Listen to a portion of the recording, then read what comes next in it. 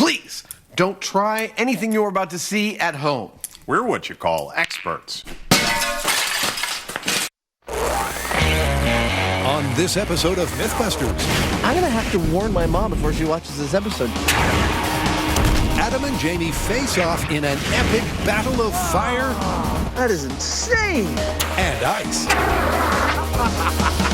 They want to test the viral video claim that a fire extinguisher can protect you from a flamethrower. I lived! Holy Then, in the desert, this is so cool. Cary Grant and Tori go high-tech Okay, helicopters in position and ready for the test. to take on a myth from the movie Body of Lies. Okay, I'm getting ready to get kidnapped. Using a car-induced dust cloud, can you really cloak your movements from a high-altitude spy drone?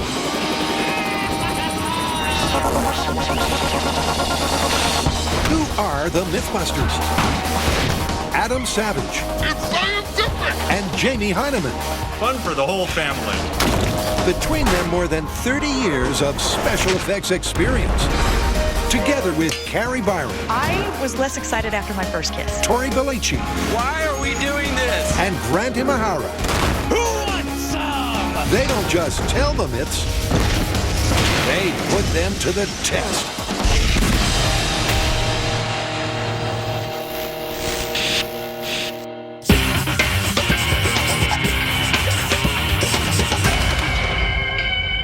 What's on the docket? Something you and I know quite well, the meeting of opposites. You're going to have to be more specific. Okay, fire versus ice. It's a viral video that's been going around where two hillbillies pull up into the middle of nowhere and face off, one armed with a flamethrower, the other armed with a fire extinguisher.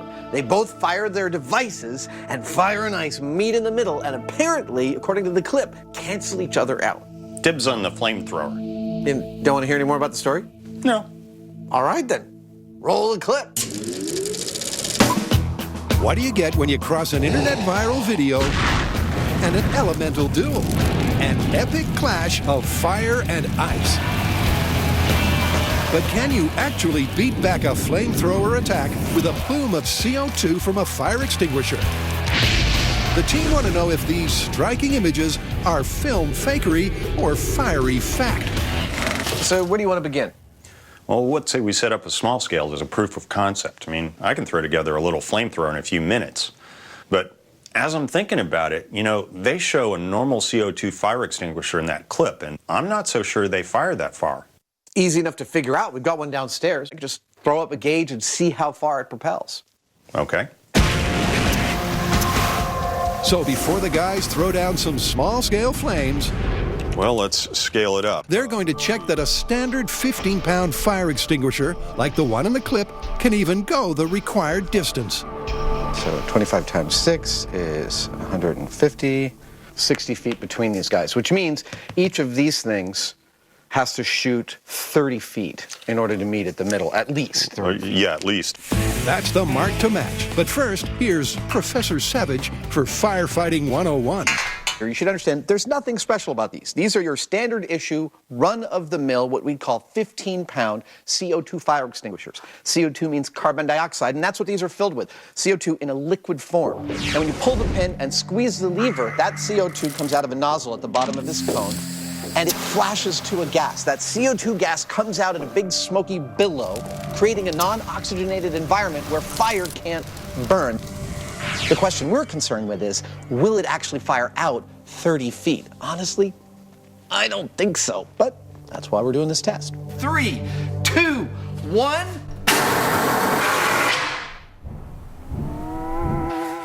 I think that was pretty far. The target to get this myth over the first hurdle was around 30 feet. And after studying the high-speed footage, Adam's happy. I'd say that the unmodified fire extinguisher fired its gaseous billow 25 feet, which is shockingly close to the clip. I think it's time to put it up against Jamie's impromptu flamethrower. Impromptu and top secret.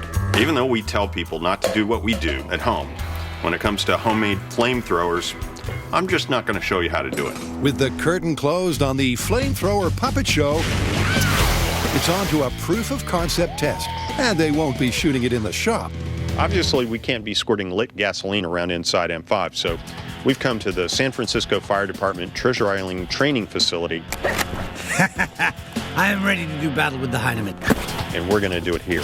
But do what exactly? The whole point of this exercise is to see if my fire extinguisher can have any appreciable effect on Jamie's flamethrower. And to do it, he'll be wearing the full fireproof suit, or what he likes to call his dancing suit. How do you want to do this thing?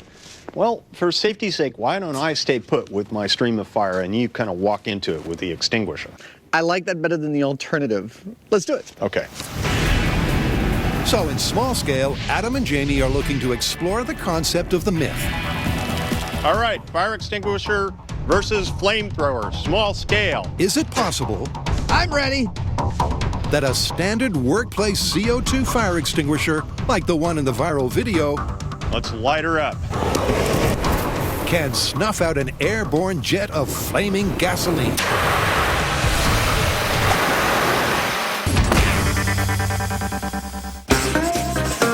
Next up, Tori, Grant, and Carrie kick up a dust storm for a kidnapping. All right, guys, what do we got? This one involves fast cars, dust storms, and spy drones. Are we testing the myth from the movie Body of Lies? Yes. Now, this is the one where Leonardo DiCaprio is getting kidnapped, but he's being monitored by a spy drone. Now, to fool the drone, his kidnappers show up in their cars, drive in a circle, create a dust storm, effectively blinding it. Ooh, this is gonna be awesome to test. It's a classic scene from the silver screen. In the movie Body of Lies, a band of highly organized SUV-driving bad guys kidnap our hero by cleverly cloaking their movements from a high-altitude spy drone with a dust cloud. But can a manufactured by motor dust storm really blind state-of-the-art military technology? You know, my gut feeling is this could possibly work. I mean, ever driven on a dusty road behind somebody? The car in front of you disappears. Yeah, but that's when you're enveloped in dust. This myth is about someone observing from above the dust cloud. I think the good news is we don't need a spy drone. I think we can get the same kind of camera and mount it to something else in the air, like a helicopter. All right, well, sounds like all we need now is a dusty location, some SUVs, and a target to kidnap. Well, one more thing. You're totally blind when you're driving in a dust storm, so maybe we need to come up with some sort of system for driving in a circle without actually being able to see. Yeah, I guess driving blind could be disastrous. Correct. By the time the team takes this test to the desert, they'll require military-like precision and planning to safely carry out the dangerous driving. So it's a trip to the Emergency Vehicle Operations course, Let's have some fun! where Grant and Tori will test the safety precautions necessary to pull off the semi-blind driving the myth requires. It's going to require laser-sharp concentration.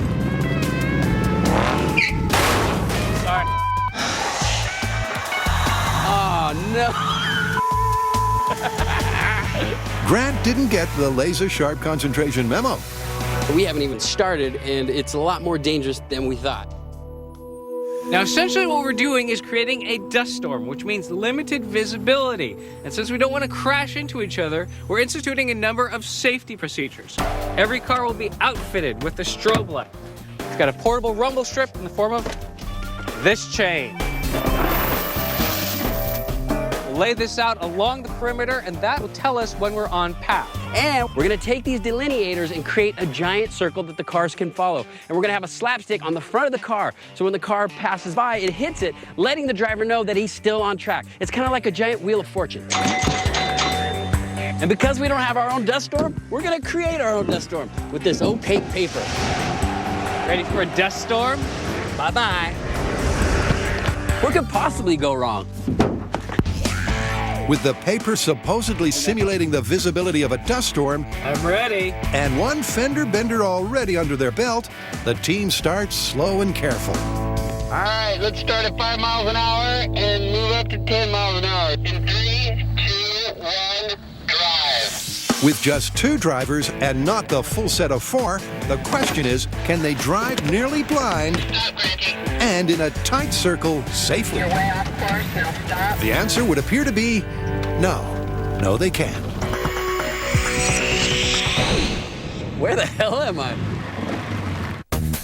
Next, Jamie supersizes his sizzler, It's 100% illegal. while Adam pumps up the gas. Whoa! Wow!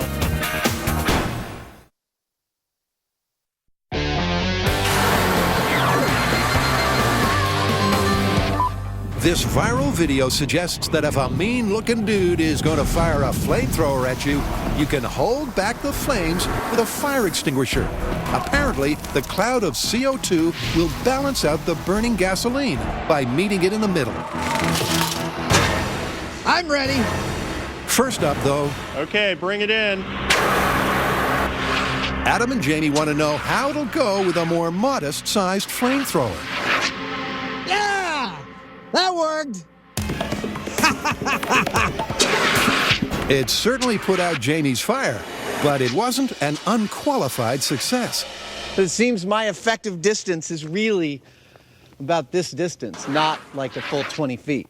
Yeah, that's interesting. It seems that there has to be absolutely complete coverage of the CO2 or it's going to continue to burn.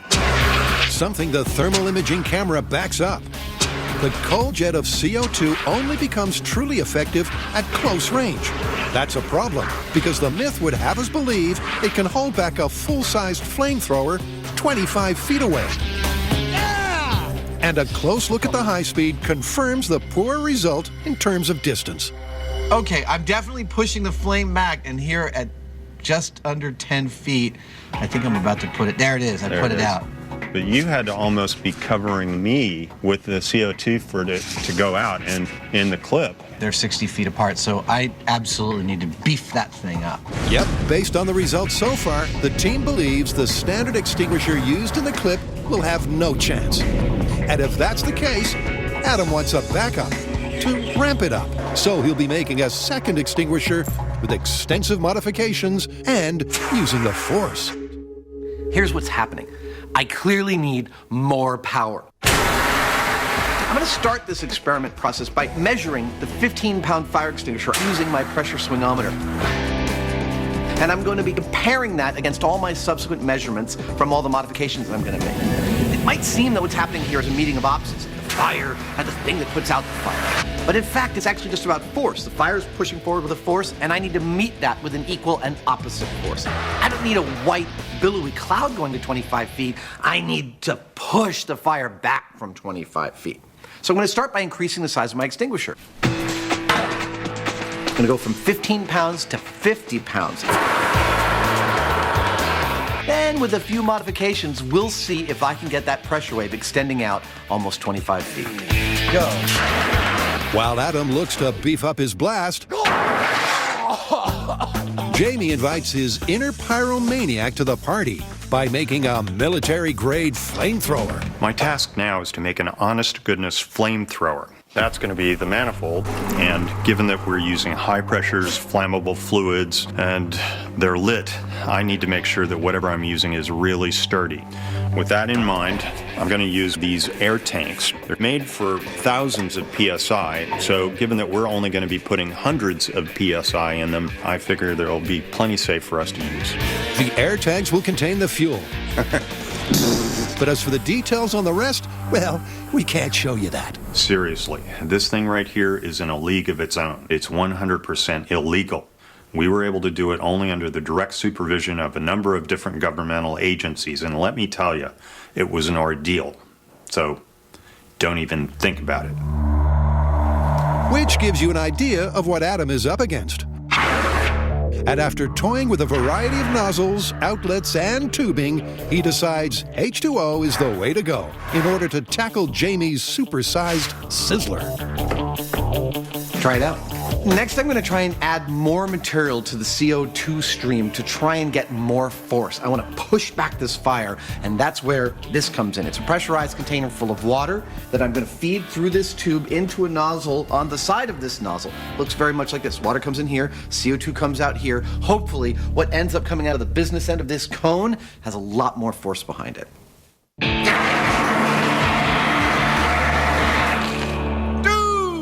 Wow! That was great! Adam wanted more force, and he's got it. Mixing the stream of water to the super cold CO2 results in a cloud of fire-quenching ice crystals. And the additional mass of the water adds that much more force to the equation. Whoa! Wow! Woohoo! I've got my flamethrower. Adam has his beefed up fire extinguisher. I guess there's nothing to do now but take them out, put them head to head, and see what happens. Cary, Grant, and Tori are taking on a Hollywood tall tale of international espionage. Can you really use a car-induced dust storm to fool the aerial eye of a spy drone? And to safely recreate the dangerous driving required in the myth, the team is going to need a lot of practice. Stop, Granty. You're way off course, now stop. But after a tough, frustrating day of testing and tweaking their guidance systems, they realize the real issue has been right in front of their eyes all along. I can't see bugger all. So basically, we misjudged the transparency of our paper. We were trying to get around 10 to 15% visibility, but we ended up with basically zero visibility. Right now, we can't see anything. So we're gonna have to come back tomorrow and come up with a better solution to simulate a sandstorm. Yep, what's required is a new day, a new location, and a plan named after the second letter of the alphabet. And this is Plan B. We'll put this burlap on our windshields, and this should give us about 10% visibility out of a dust storm. Confident in their new solution, the team has stripped back their safety systems to the bare minimum and upped the ante by matching the myth's 4 cars. So, with Grant coordinating communications, 3, 2, 1, go. and Tori, Cary, and 2 myth turns behind the wheel, it looks like they've nailed the visibility issue. Yeah, it's pretty good. Because although they can just barely see, the view, just like in a dust storm, is severely limited. And it's only their safety systems that are keeping them on track. This is insane. And that means they can go to work, Everybody good to speed up a little? practicing their 4-car dust-making dance. This is working! Let's take it to the desert!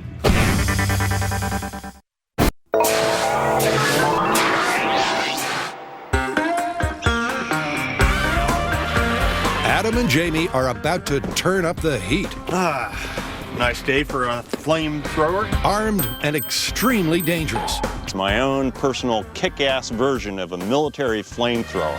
They've arrived at exactly the right location. The first rule of firing a flamethrower in the state of California is that you pretty much can't do it. But if somehow you get permission to do it, like we have, you need to do it in a place where you're not going to set anything on fire. And that's what brings us here to the Yolo County Bomb Range in Northern California. Acres of barren landscape where we can fire our flamethrower to our heart's content. The danger lies in the risky combination of flammable liquids and high pressure. And here's how it works. I've got 2 tanks full of fuel. I've got a 3rd tank full of inert gas at high pressure that I'll use to pressurize the fuel tanks, such that when I pull on this lever, all of that fuel will empty out the end of this gun and burn in about 4 seconds. Cue pyrotechnician extraordinaire, J.D. Street, the man tasked with overseeing the safe use of an extremely dangerous piece of equipment. Yep.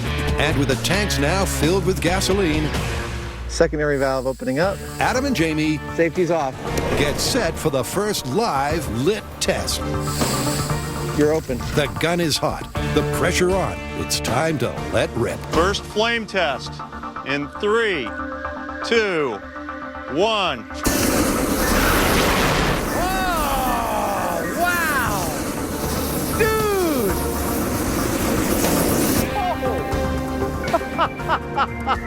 That worked. That worked. Wow, that was spooky as hell. Jamie just test fired our home-built flamethrower, and it worked fantastically. I think that might be the scariest thing that has ever been built on this show. It's right up there. It looked to spray a wand of hot death between 60 and 80 feet, which is exactly where we wanted it to be. Oh! The stream of burning gasoline successfully matches the mythical clip for distance and volume. But for the test itself, Adam will have to stand in the line of fire, literally. To do that, he's going to use a safe house. And here's one he prepared earlier. Right here. Before we actually conduct the full-size experiment, we need to make sure that my shield here will actually do its job. I need to be able to stand in the path of this flamethrower and not get burnt. You ready? I'm ready. So, Jamie's going to point it right at this thing while there's no one behind it and fire it. And only if we determine that it will safely keep me from getting burnt are we going to use it. Glass house. Flame test. In 3, 2, 1.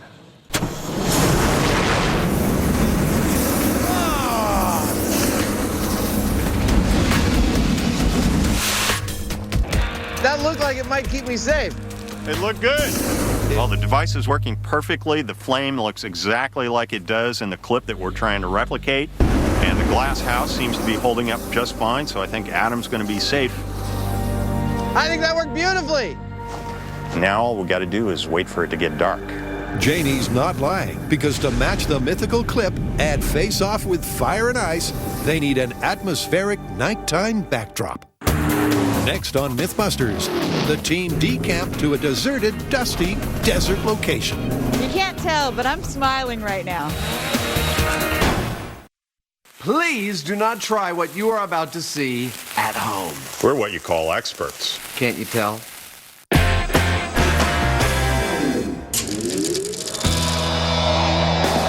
Unmanned military spy drones are state-of-the-art eyes in the sky.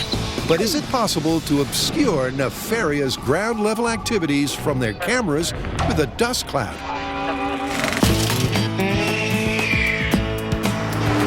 To find out, the team has decamped to a dramatic and cinematic deserted desert location.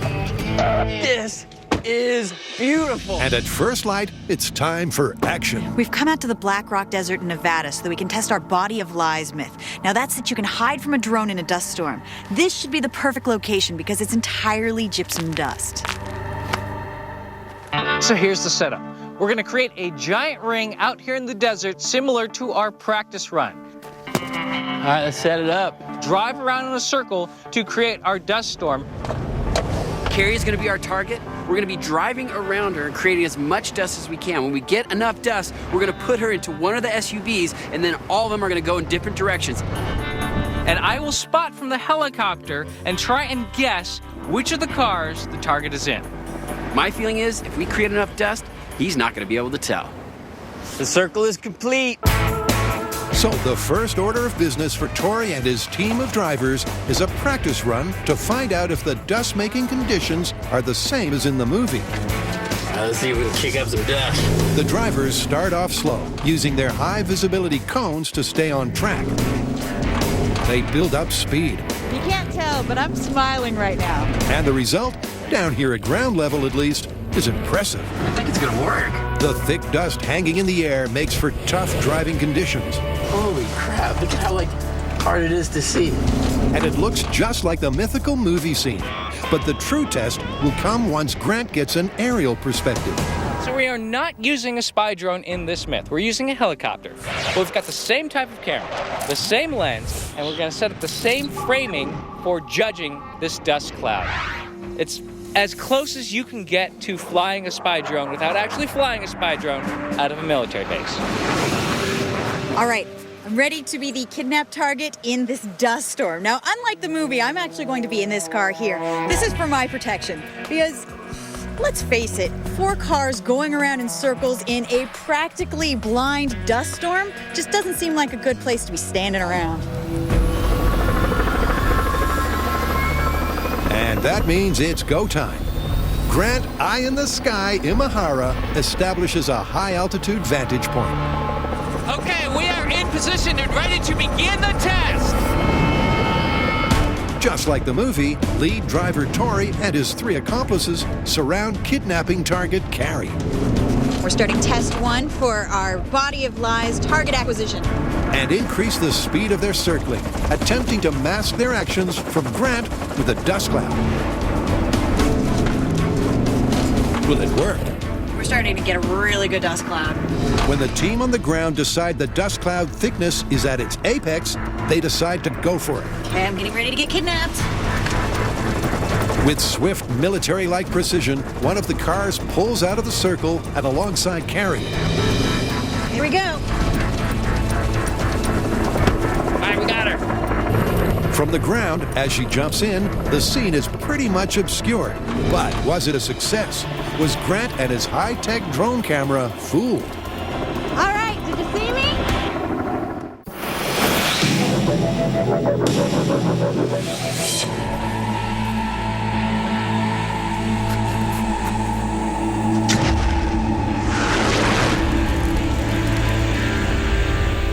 It's hot versus cold at 60 feet, or as they used to refer to it when Jamie was dueling a lot in the olden days, 10 paces. I will be armed with a 15-pound standard issue cone-tipped fire extinguisher. And I've got 4 gallons of high-pressure gasoline that's going to give me a good 60 feet. And if the clip is real, my white CO2 plume of smoke ought to meet his fireball somewhere in the middle.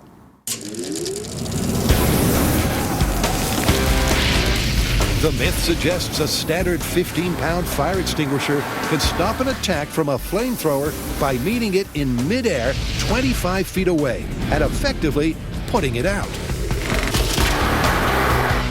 However, as the less than spectacular performance against Jamie's small-scale flamethrower proved, it's unlikely Adam is going to successfully beat back the burn. This is going to be scary.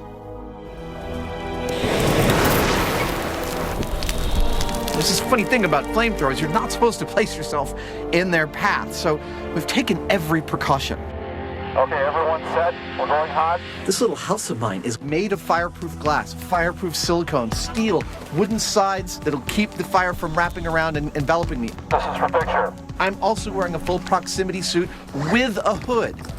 On my command of go. Ready. All of this should keep me perfectly safe. Well, we're about to find out. But just in case, Adam's mom, please look away now. 2, 1, go!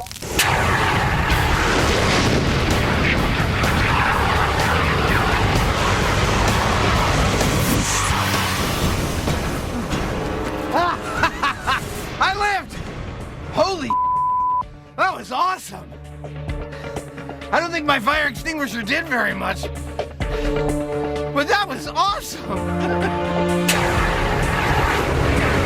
Yep, that was a little too much fire for Adam's little extinguisher. Tonight, this is something else. 3, 2, 1, and then hellfire. You just pull the trigger and wait for it to run out. It seemed to me like I was pretty much bathing Adam in his little house in fire. I don't think my extinguisher did very much because for most of that test, all I could see was fire enveloping my entire little house. And I was totally protected. It worked just like we planned. The safety precautions worked. Adam successfully survived 5 terrifying seconds inside a giant fireball. But as for an actual result, it's over to the high-speed footage. I'm not having any effect on you whatsoever. Completely enveloped in a fireball there. It's like a mountain of fire rolling towards you. That is insane. I'm going to have to warn my mom before she watches this episode. She's going to think I died in there. So the clip is pretty much busted. But remember, I suspected that it might not work, which is why I built this bad boy. It's got a 1,500 PSI high-capacity ball valve water in feed to get the most amount of pressure and volume out of the CO2 cloud as I possibly can. I'm ready, Heidemann! In tests in the shop, I was able to have a significant amount of back pressure at 25 feet. That really ought to allow me to push Jamie's fireball back where it belongs, away from my little house here. Meeting Jamie's flame in the middle may be a tough ask. I'm ready. But can Adam's modified monster I'm ready. even improve his chances of survival? 3, 2, 1.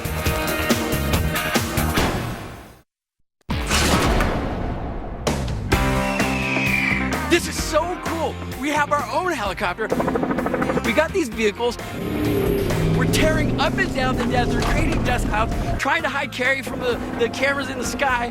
I mean, I feel like a big kid playing in a sandbox with all his toys. But with the dust settling on test 1, did Tori and his toys manage to kidnap Carrie successfully? All right, did you see me? Did Grant spot which vehicle Carrie was smuggled into? It's the car that went toward our camp. Oh, you got me! Grant had it covered. In the key area, the center of the circle above Carrie, the dust cloud just wasn't thick enough to deceive the pin-sharp resolution of the military-grade camera.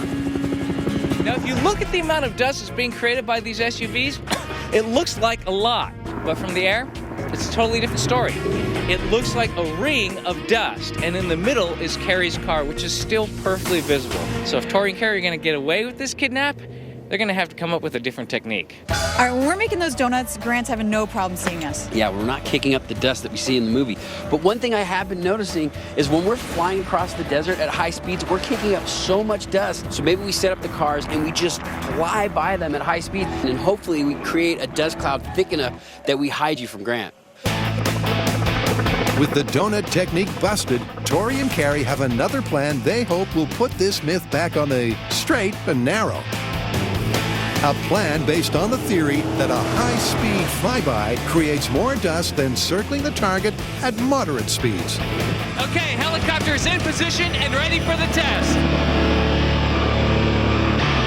This is the new dust cloud plan. We have our target car, which I will be waiting in. We're going to have 2 kidnapped vehicles pull alongside of it. Here come the 2 kidnappers.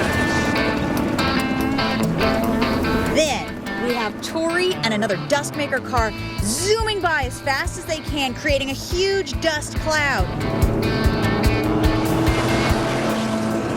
Here comes the dust cloud makers. 1 dust car. 2 dust cars.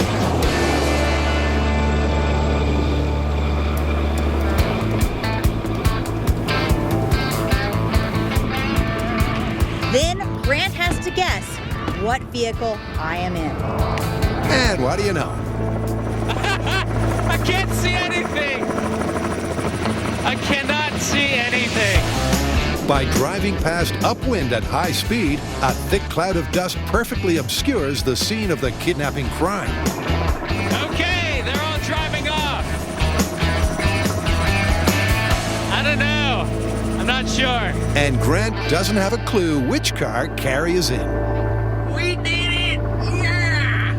Okay, so the dust cloud that we were able to create actually made a canopy so that Grant could not find me. Dude, I thought that was totally gonna be busted, but it turns out you beat the video camera. Yeah, we beat the video camera. You know, that's what they had in the movie. But we know that those drones also have thermal cameras. Yeah, and they would have easily been able to switch over to the thermal camera and see the heat signature. I say we set this up again with the FLIR camera and see if we can hide the person with the dust cloud. All right, I'm ready for another shot. We'll see if we can fool you this time. Again. Coming up on Mythbusters, what does it take to beat a thermal imaging camera?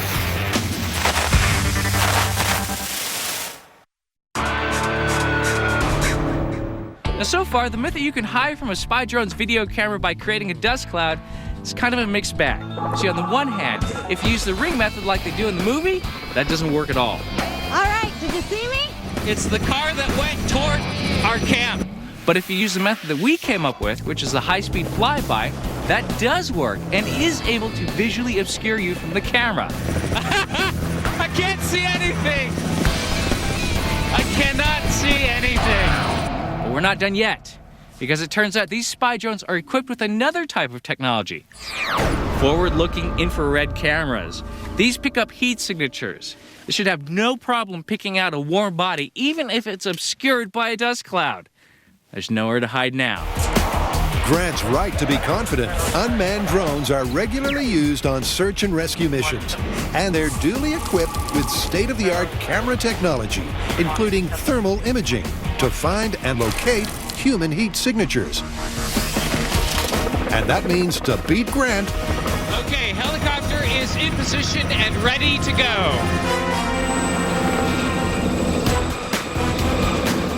Carrie and Tori will really have to get their spy on. Because on this test, Grant's using the full range of technology at his disposal. And here come the dust makers.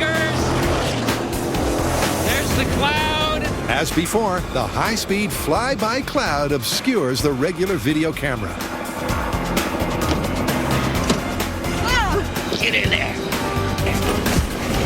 Oh yeah, I see her. I got your number, Carrie. But the heat signature from the scurrying bodies is as bright as, well, as bright as their body temperature. You're in the car on the right. It was really a game changer.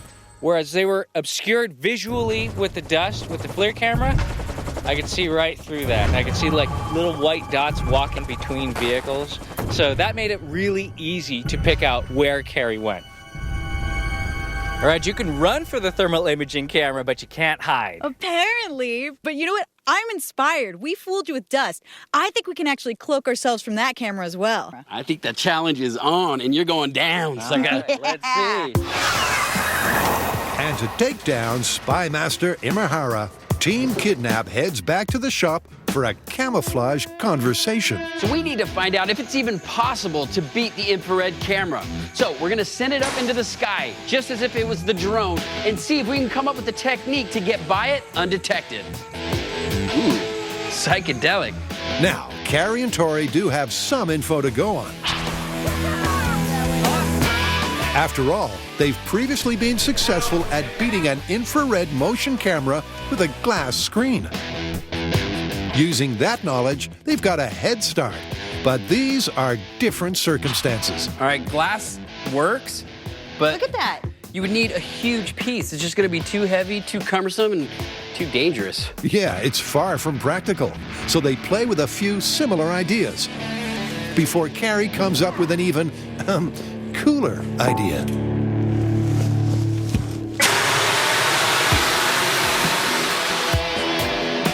Oh my God. That makes a huge cloud above you. You can't see anything. The whole thing turns black. But will a cold blast of CO2 work well enough to fool eagle-eyed Imahara's thermal camera? Well, let's find out. It's the final showdown. Okay, we are good to go. Good to go in the helicopter. The setup is the same as before. Okay, kidnapped vehicles, move in.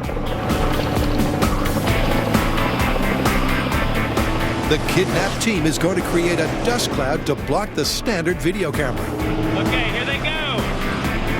But this time, in addition, the team adds a little cool CO2 to the mix.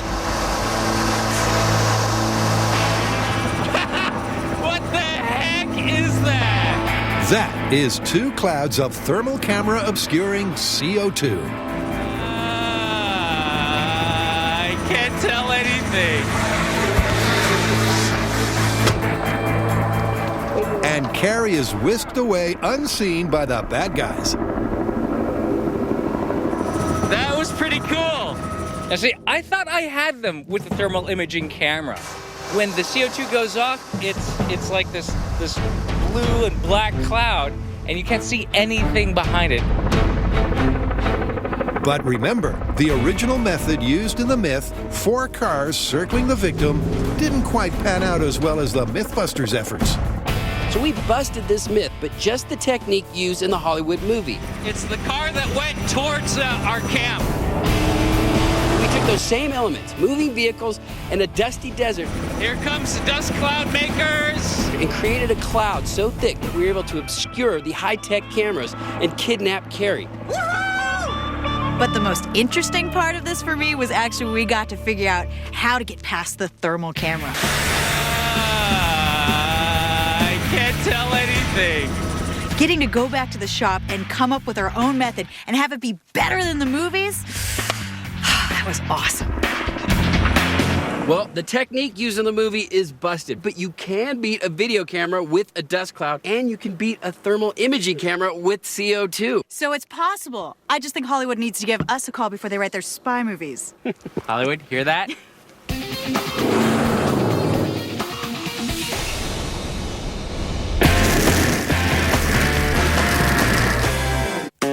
Adam is about to face off against Jamie's supersized Sizzler with his beefed-up extinguisher. I am ready.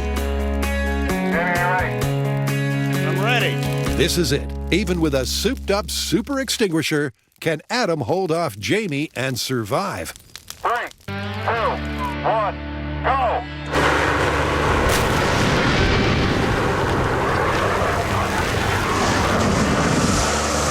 It's difficult to tell during the chaos, but for a moment, Adam's powerful blast of ice crystals does seem to push back the tide of flames. Yeah! Yeah! I think I got him!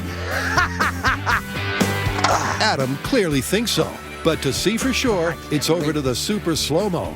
This time, Adam is actually making an impression. He may not have matched the mythical clip and met the flames in the middle, Oh, look at that!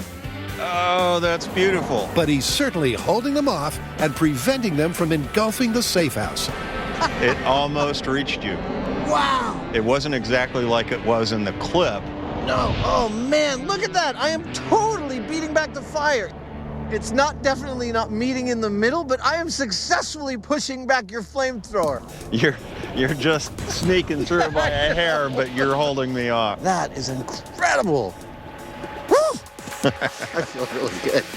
Jamie has spent literally weeks obsessed with this flamethrower, and I have run my fire extinguisher and its various iterations through like probably 20 to 30 separate tests in the shop.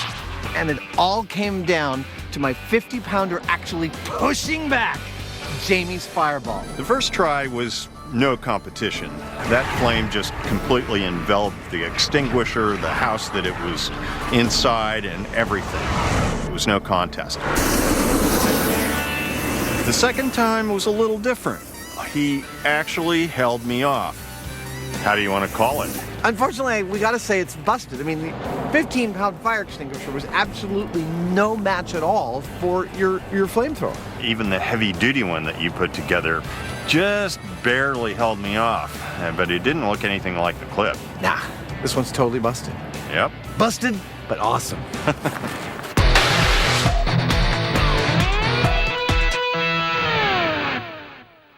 Want to know why we did what we did and didn't do what we didn't do? Check out the after show. Log on to discovery.com/Mythbusters After Show.